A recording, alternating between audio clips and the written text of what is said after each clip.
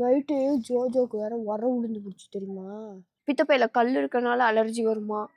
முக்கியமா இந்த அயன் ஊசி போட்டாலும் 2த்தையும் குழப்பி மூஞ்சில அப்ளை பண்ணனா அடுத்த நாள் அப்படியே கொப்பளம் அமிங்கிடும். ஹாய், எல்லாம் எப்படி இருக்கீங்க? எல்லாருக்கும் காலை வணக்கம். இன்னைக்கு வந்து வீடியோ ஃபுல்லாக ஒரு 4 செவத்துக்குள்ளேயே தான் இருக்கும். அதுக்கு காரணம் என்னன்னா, எங்கள் பக்கத்து வீட்டு தாத்தா வந்து இறந்துட்டாங்க.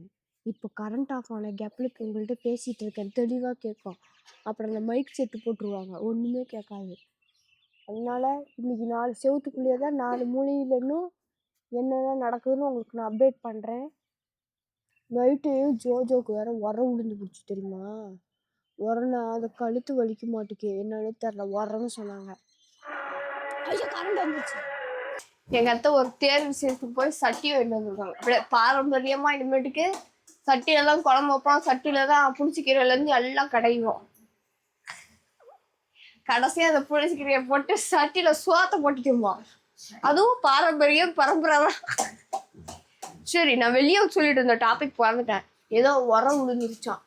உரம்னா ஒரே பக்கமாக படுத்திருக்காங்கல்ல, அதனால கழுத்து பிடிக்கிற மாதிரி பிடிக்குமா. அதுங்க அம்மா எண்ணெய் போட்டு இங்கே நீ விட்டு நாளை இப்படி ஆட்டினாங்க, கையெல்லாம் பிடிச்சிட்டு. அதுக்கப்புறம் சரியாயிடுச்சு. ஃபீட் பண்ண மாட்டாங்க உரம் விழுந்தா குழந்தைங்க. இப்போதான் ஜோஜோ கொஞ்சம் மார்னிங்லேருந்து நல்லா தூங்குறாங்க. தூங்கட்டும். ஞாயிற்றுக்கிழமை நான்வெஜ் இல்லாமல் எங்கள் வீட்டில் போகாது. அதனால வாசம் வரக்கூடாதுன்னு சும்மா மாமா மீன் போய் வாங்கிட்டு வந்தாங்க டேமில்.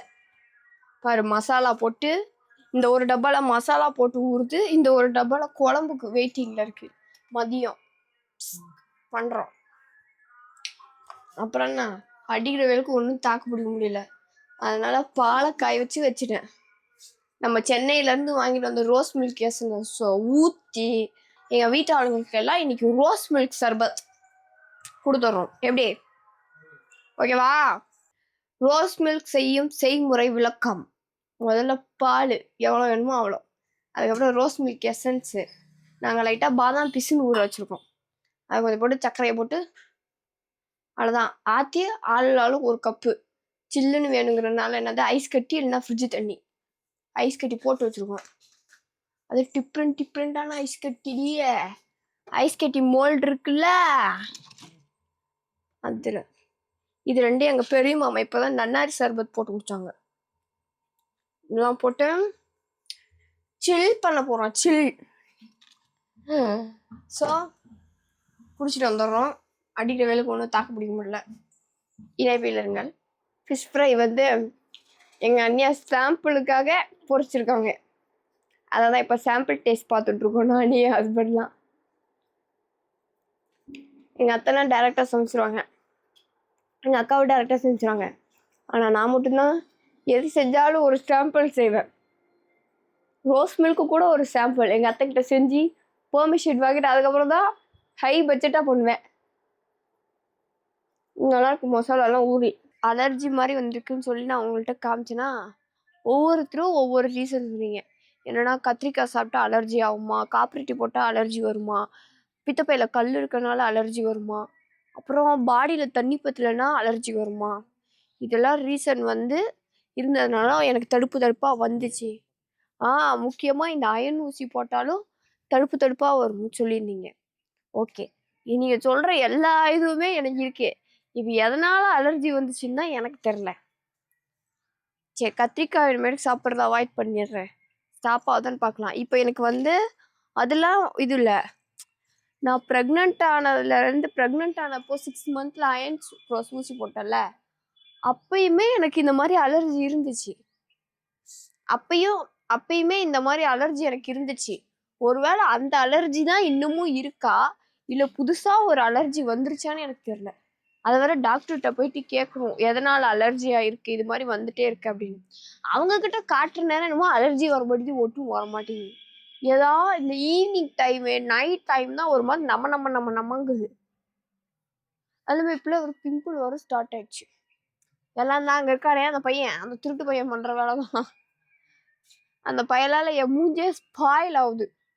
ஒரு கொப்பளை வேற இங்கெல்லாம், என் ஃபேஸ்லலாம் ஒரு கொப்பளம் கூட இருக்காது தெரியுமா. இப்போ என்னடான்னா இந்த வருஷம் வெயிலுக்கு கொப்பளமாக வருது. அதனால தான் ஒரு ஹோம் ரெமெடிலாம் இல்லை, பல பருப்பு கிருப்புலாம் போட்டு அரைச்சி வச்சது வந்து கீழே வச்சுட்டு வந்துட்டேன். எனக்கு ரொம்ப வருஷமா கை கொடுக்குறது இந்த முல்தானி மெட்டி தான். முல்தானி மெட்டியில ரோஸ் வாட்டர் ப்ளஸ் தயிர்.